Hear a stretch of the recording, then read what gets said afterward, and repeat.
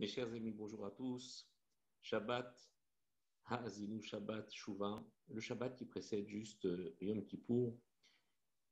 Maintenant, c'est quasiment une tradition, sans faire de neder, bien évidemment, d'avoir une possibilité de faire une petite vidéo juste avant Shabbat pour diffuser quelques notions, quelques idées. Juste avant Yom Kippour, le Shabbat qui précède s'appelle le Shabbat Shuvah, le Shabbat où on est censé prendre conscience de l'instant qui arrive, le jour de Kippour. Il est évident que lorsqu'on prépare un jour, un grand jour, comme par exemple le jour de notre mariage, on ne peut pas vivre l'instant présent si nous n'avons pas pris sur nous de préparer cet instant. Imaginez qu'on arrive le jour du mariage sans avoir pris le soin d'aller essayer son costume, d'aller essayer sa robe, de les mettre à notre taille. Eh bien, nous ne profitons pas du jour et le jour, en fait, nous semble presque difficile, impossible, même désagréable. Alors, le jour de Yom Kippour, c'est ce jour où on se marie avec Akadosh Baruch Hu, où il y a cette proximité avec Akadosh Baruch Hu, et toute cette proximité, ce jour de joie dont la Gemara nous rapporte que c'est le jour le plus joyeux de l'année avec tout Béav, le 15 Av, il n'en reste pas moins que ce jour est un jour de mariage et que ce jour de mariage doit être préparé. Alors nous préparons pour nous les hommes depuis plus d'un mois avec les sikhot tous les matins, avec le Limud Torah, pour pouvoir en fait arriver ce jour-là et avoir déjà la capacité de pouvoir prendre la saveur de ce jour, de pouvoir goûter ce ta'am de délices et ne pas le subir, comme malheureusement des fois on voit autour de nous les gens qui appréhendent le jour de Kippour comme étant un jour de supplice. Or, Chamin, c'est un jour de joie. Alors, comment faire? Comment réussir à donner à ce jour-là toute la saveur qu'il contient et d'être en mesure de pouvoir en profiter? Il faut, mes chers amis, aussi bien pour nous les hommes que pour les femmes, avoir présent à l'esprit que ce qui nous porte préjudice dans notre vie, ce qui nous fait tomber, c'est notre Yetzer Hara. Et notre Yetzer Hara, Akadosh Baruch Hu nous l'a créé et il nous l'a donné. Et Akadosh Baruch Hu sait pertinemment la nature de ce Yetzer Hara. Il sait ce qu'il a mis en nous. Et la Gemara dans la Sechet Kiddushin nous dit que Akadosh Baruch Hu dit à l'homme, j'ai créé le Yetzer Hara, mais j'ai aussi créé son antidote, qui s'appelle la Torah. Le Yetzer Hara, la nature du Yetzer Hara est extrêmement forte. Mais la Torah est un moyen de pouvoir non seulement briser le Yetzer Hara, mais l'emporter sur le Yetzer Hara. Aujourd'hui, malheureusement, la Torah, l'étude de la Torah se fait souvent de manière un petit peu comme ça, occasionnelle. Le Yetzer Hara, lui, travaille 24 sur 24, 7 jours sur 7. Aucun jour de repos, aucune minute d'inaction. Le Yetzer Hara est très, très, très travailleur. Pour pouvoir combattre le Yetzer Hara, il faut lui donner au quotidien cette Torah qui vient en fait donner cette force de contradiction afin d'affaiblir le Yetzer Hara qui est en nous.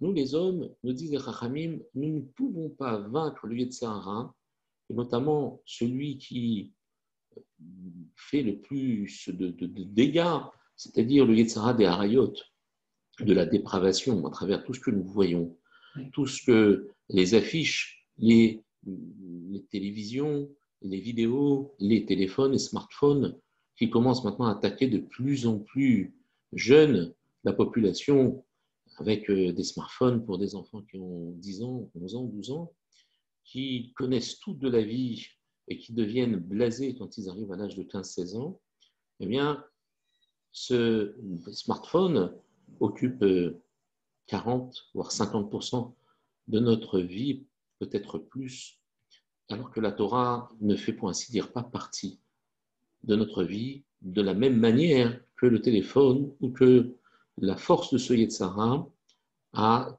comme emprise sur nous.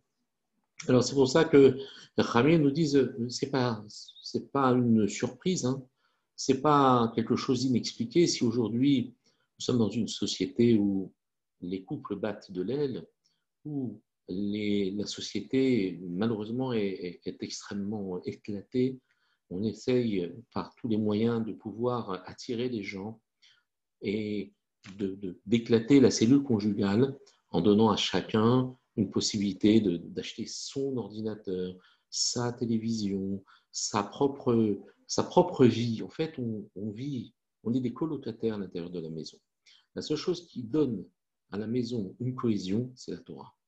Lorsqu'un homme étudie, il n'étudie pas uniquement pour avoir des connaissances, mais il étudie parce qu'Akadosh Baruch Hu lui a dit c'est la seule manière que tu as pour pouvoir combattre ton Yetzara. Ne va pas chercher ailleurs le bonheur qui est à l'intérieur de toi. Et un homme doit étudier la Torah et doit se consacrer, avoir un seder pour pouvoir vaincre son Yetzara. À moins qu'il ne veuille être tout simplement un fétu de paille devant cette fournaise ardente qui est le Yetzara, ça le regarde.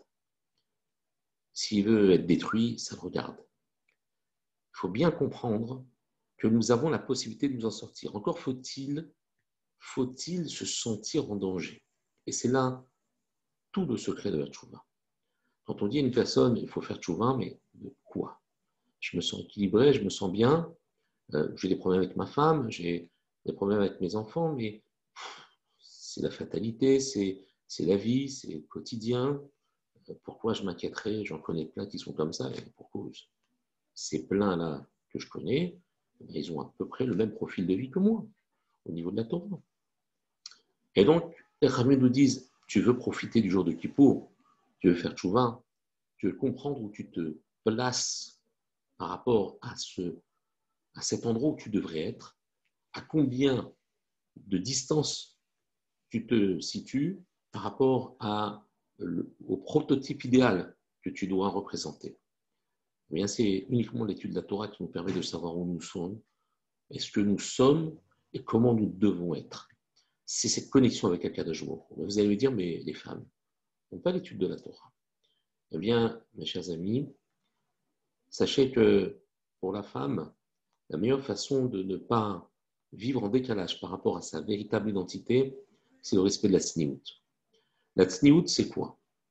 On va très brièvement, parce qu'il y a énormément de choses à dire là-dessus, mais illustrer la tsniout par un petit machal. Lorsque vous avez quelque chose de précieux, qu'est-ce que vous faites? Lorsqu'une personne achète un appareil photo très coûteux, qu'il veut le protéger, la première chose qu'il va faire, c'est de trouver un étui. Vous avez votre smartphone, vous l'avez payé 1000, 2000 euros. Qu'est-ce que vous allez faire? Vous allez trouver une coque pour la protéger. En fait, tout ce qui est exposé est malheureusement destructible. Et tout ce qui est protégé, eh bien, a une capacité de pouvoir durer dans le temps. Sachez une chose, mesdames, que de s'exposer, malheureusement, et de ne pas respecter les règles de la tsniout, c'est malheureusement enlever la coque de ce téléphone et se retrouver malheureusement vulnérable dès qu'il y a un petit incident, un petit grain de sable dans une vie chargée de turpitude. C'est pour cela que les Khamim nous disent, pour la femme, la meilleure façon de conserver cette homogénéité dans un foyer, c'est de préserver la tsniout, de préserver la pudeur. Par la manière dont on s'habille, eh bien, on est capable de préserver, d'empêcher quelque part, de laisser se disperser toute cette identité, d'être peut-être convoité par des yeux qui n'ont pas le droit de vous convoiter et de créer malheureusement des situations qui sont malheureusement de plus en plus fréquentes et qui arrivent à nos oreilles et qui font énormément de peine. C'est pour cela que, pour se préparer au jour de Yom Kippour, voilà le message que je voulais vous transmettre pour ce Shabbat Shuvah. Que les hommes étudient la Torah, c'est-à-dire qu'ils aillent chercher ce qu'ils ont à l'intérieur d'eux et que les femmes respectent la tsniout pour justement protéger ce qu'elles ont déjà à l'intérieur d'elles. J'espère, Bezat Hashem, que le jour de Kippour ne sera plus une souffrance, mais sera perçu comme il l'est véritablement le jour le plus heureux de l'année. Shabbat Shalom Mevorach.